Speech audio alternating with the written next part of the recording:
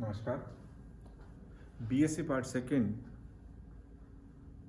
Mathematics partial differential equation की study हम इस वीडियो सीरीज में कर रहे हैं। पार्शियल डिफरेंशियल इक्वेशन आंशिक अवकल समीकरण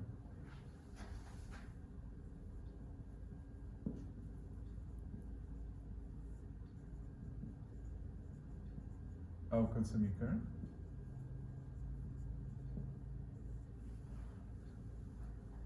इसका मतलब इसके अंदर आंशिक अवकलन इन्वॉल्व होगा। और आंशिक अवकलन हम कब निकालते हैं कि यदि हमारे पास कोई फंक्शन है z is equal to F X Y, अगर z x और y दो स्वतंत्र चर का फलन है तो यहाँ पर z जो है अपना डिपेंडेंट वेरिएबल है,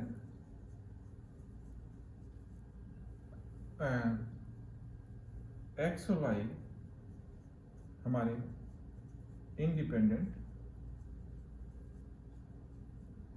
वेरिएबल होते हैं या स्वतंत्र चर।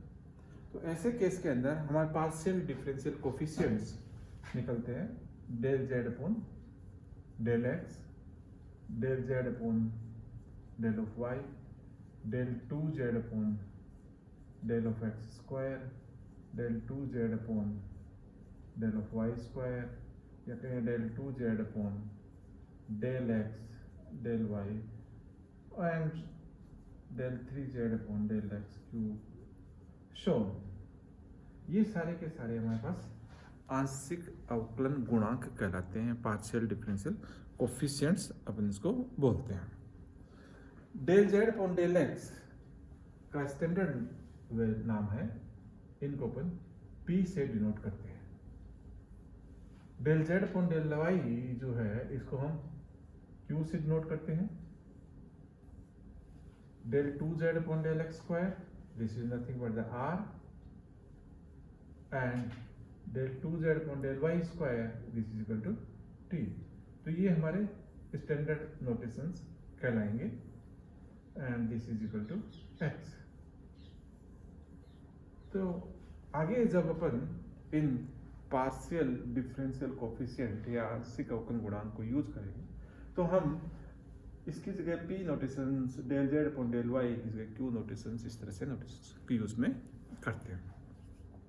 कोई भी इक्वेशंस जिसके अंदर पार्शियल डिफरेंशियल कोफिशिएंट्स हो, डिपेंडेंट वेरिएबल हो, इंडिपेंडेंट वेरिएबल्स हो और उसमें आपस में कोई समीकरण बनी हुई हो तो उस समीकरण को हम पार्शियल डिफरेंशियल इक्वेशन कहते हैं।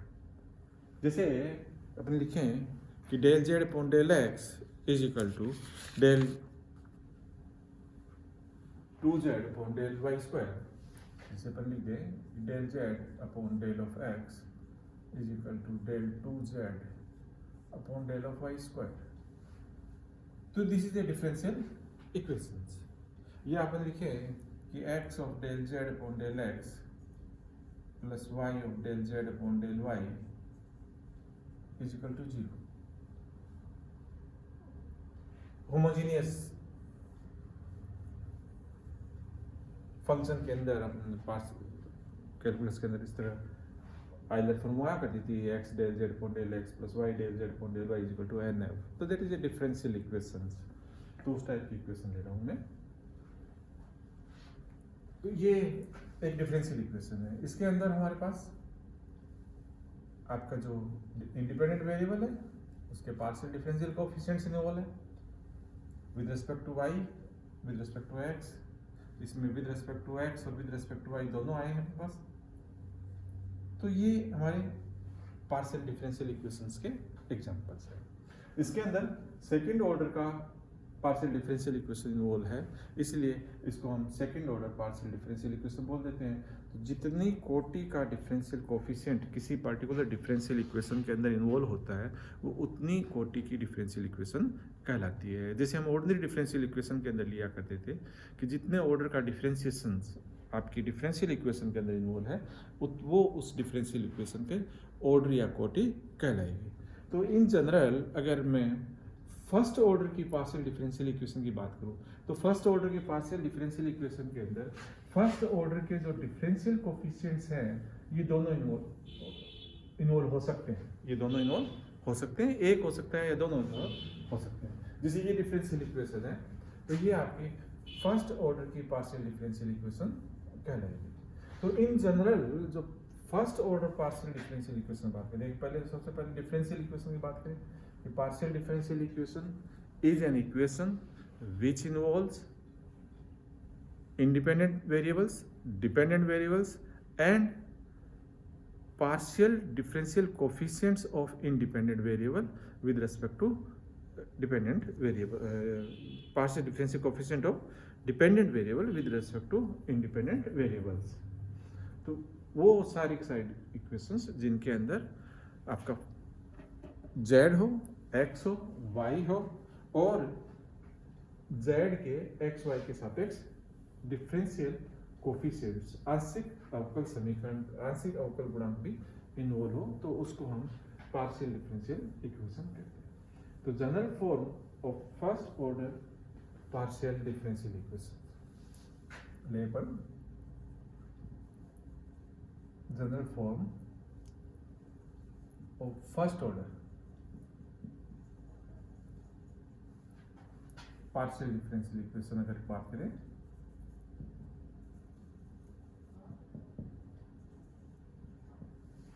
तो कुछ इस तरह की से रहेगी, f x आए उसमें, y आए, z आए, ये तीनों वेरिएबल्स आ गए और p और q, क्योंकि फर्स्ट ऑर्डर का गुणांक del z upon del x भी और del z upon del y भी थे, दिस इज इक्वल टू 0। अगर इस तरह का कोई संबंध है तो वो संबंध हमारा फर्स्ट ऑर्डर की पार्शियल डिफरेंशियल इक्वेशंस कहलाएगी। और इस तरह की डिफरेंशियल इक्वेशन के जो सॉल्यूशंस होंगे वो सॉल्यूशन कुछ इस तरह के से रहेंगे, फिर f of x y z a b बराबर 0, ये हल की प्रकृति रहेगी। तो इस वीडियो के अंदर हम किसी फंक्शन को संतुष्ट करने वाली पार्शियल डिफरेंशियल इक्वेशन का निर्माण करेंगे। तो जैसे हमने ऑर्डिनरी डिफरेंशियल इक्वेशंस के अंदर ऑर्डिनरी डिफरेंशियल इक्वेशन का निर्माण किया था कि जो स्वेच्छ अचर हैं आपके पास, आर्बिट्ररी कांस्टेंट्स जो है, जैसे यहाँ पर ये ए और बी हमारे स्वेच्छ अचर होते हैं, तो इन आर्बिट्ररी कांस्टेंट्स को विलोपन करना है। और अब चूंकि ये दो स्वेच्छ अचर है तो दो स्वेच्छ अचर को गायब करने के लिए हमें कम से कम दो इक्वेशंस की रिक्वायरमेंट रहती है, और दो इक्वेशन को रिक्वायरमेंट प्राप्त करने के लिए हम इसका दो बार डिफरेंशिएशन कर लेते हैं, एक बार x के सापेक्ष और एक बार y के सापेक्ष। तो एक बार x के सापेक्ष करेंगे तो हम लिखेंगे इसका del f upon del of x and bracket, अब मल्टीप्लिकेशन में और क्या है dx अपॉन dx plus del f upon del z and del z upon del of x बराबर 0, ये एक आपके पास आएगा। इसी प्रकार del f upon del y plus del f upon del z and del z upon del of y बराबर 0। तो ये जो आपके पास है del f upon del x plus del f upon del y, del f upon del z upon del x बराबर 0, इन दोनों से या आप कहें कि तीनों से हमें a तथा b का विलोपन करेंगे। अब a तथा b का विलोपन करने पर हमारे पास जो एक संबंध प्राप्त होगा उस संबंध के अंदर ये del z upon del x और del z upon del y involve हो जाएंगे, और del z upon del x is nothing but then p and q। तो उससे हमारे पास एक ऐसा संबंध आ जाएगा जिसके अंदर पी क्यू और एक्स वाई जेड के अंदर संतुष्ट कर रहा है, और जब पी क्यू और एक्स वाई जेड के अंदर संबंध है तो वो एक partial differential equation of first order रहेगा। चलिए अपन कुछ एग्जांपल्स करते हैं इसके।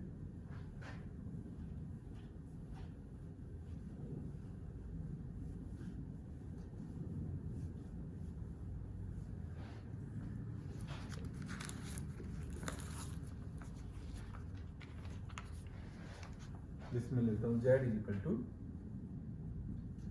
X plus A and Y plus B. ये मेरे पास एक संबंध है, सॉल्यूशन है। मैं वो डिफरेंशियल इक्वेशन निकालना चाहता हूं जिसको ये फंक्शन संतुष्ट करता है। तो यहां पर a और b अपने ये दोनों आर्बिट्रेरी कांस्टेंट है, स्वेच्छ अचर है, और इन स्वेच्छ अचर को इस संबंध से गायब करना है हमको। तो ये अपने पास विलोपन करना है एक। तो एक का x के सापेक्ष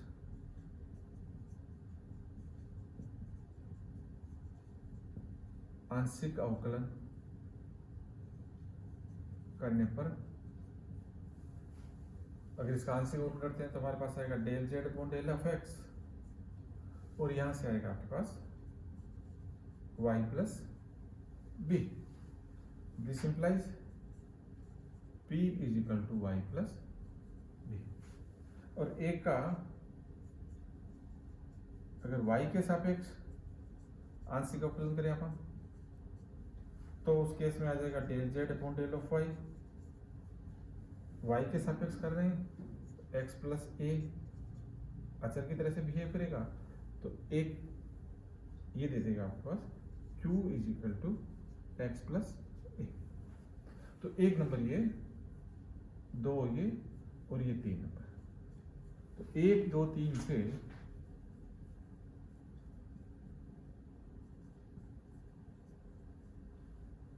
ए बी का विलोपन एलिमिनेट करना है ए बी को। तो ए बी का विलोपन करने के लिए x प्लस ए की जगह q रख देते हैं, y प्लस बी की जगह p रख देते हैं। तो हमारे पास आ जाएगा z is equal to P Q, and this is the differential equation. ये जो फंक्शन है z is equal to X plus A Y plus B, ये z इस डिफरेंशियल इक्वेशन को संतुष्ट करेगा। तो दोबारा देख लेते हैं इसमें क्या कर रहे हैं। यहाँ जितने भी स्वेच्छ अचर हैं उन स्वेच्छ अचर को विलोपन करने के लिए हमारे दिए हुए फलन को हम पार्शियल डिफरेंशिएट करते हैं। दो है तो एक बार x के सापेक्ष कर लेंगे, एक बार y के सापेक्ष कर लेंगे।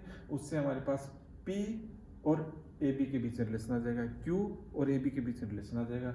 a और b का मान इसमें रखने से हमारे पास z x y p q के बीच में संबंध प्राप्त होगा, जो कि हमारी डिफरेंशियल इक्वेशन होगी दिए हुए फंक्शन को संतुष्ट करने वाली। दूसरा क्वेश्चन लेते हैं अपन।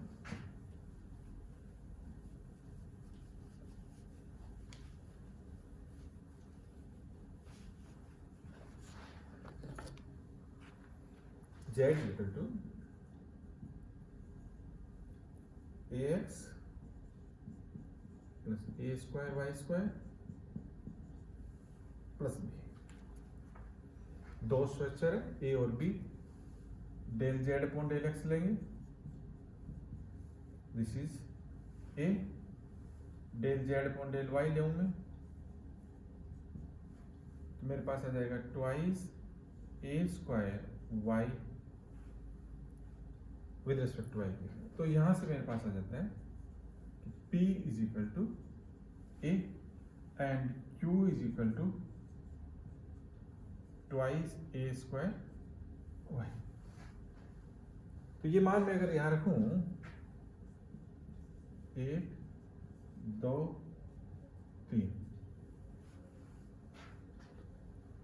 तो b ये मेरा विलोप नहीं हो पाता, लेकिन मैं 2 व 3 से सिर्फ इनको काम में लूं तो मेरे पास ये आ रहा है कि q is equal to twice A square is nothing but P square Y. इनसे मैं डायरेक्ट ये निकाल सकता हूं। कि a is p and q is equal to 2a square y, so I can write it q is equal to twice p square y। तो मेरे पास एक संबंध आ गया जो p, q और मेरे वेरिएबल्स के अंदर है। तो ये डिफरेंशियल इक्वेशन हो गई आपके पास, जो फर्स्ट ऑर्डर की डिफरेंशियल इक्वेशन है और पार्शियल डिफरेंशियल इक्वेशन है। इस डिफरेंशियल इक्वेशन को ये फंक्शन संतुष्ट कर रहा है, ये फलन अपना संतुष्ट कर रहा है।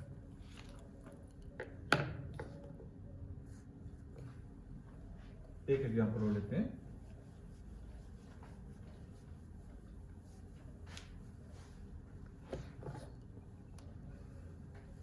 z is equal to a x y plus half a square e raised to 2y plus b। ये लगभग वैसा सही है पहले जैसे क्वेश्चन। अगर del Z upon del X लूँ मैं यहाँ, तो मेरे पास आ जाएगा del Z upon del X A exponential Y and del Z upon del Y ले अपन, तो अपने पास आ जाएगा A X A raised to Y plus A square and with respect to Y कर रहे हैं तो एक्सपोनेंशियल 2y 2 एक्सपोनेंशियल 2y बन जाएगा। तो दिस इज एक्सपोनेंशियल 2y या तो a e की power y, this is p and this is q। तो मैं इन दोनों से ये लिख सकता हूँ this q is equal to x a e raised to y nothing but the p plus p square. So this is our my differential equation. ये वो डिफरेंशियल इक्वेशन है जो इस फंक्शन को संतुष्ट, जो इस संबंध को संतुष्ट कर रही है। नमस्कार।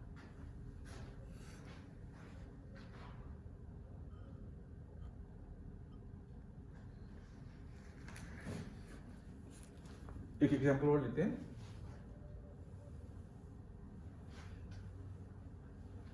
az plus b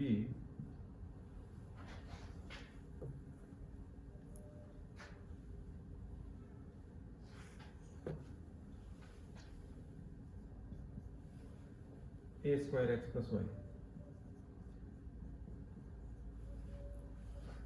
az plus b is equal to a square plus x। Partial differentiate करते हैं x के सापेक्ष,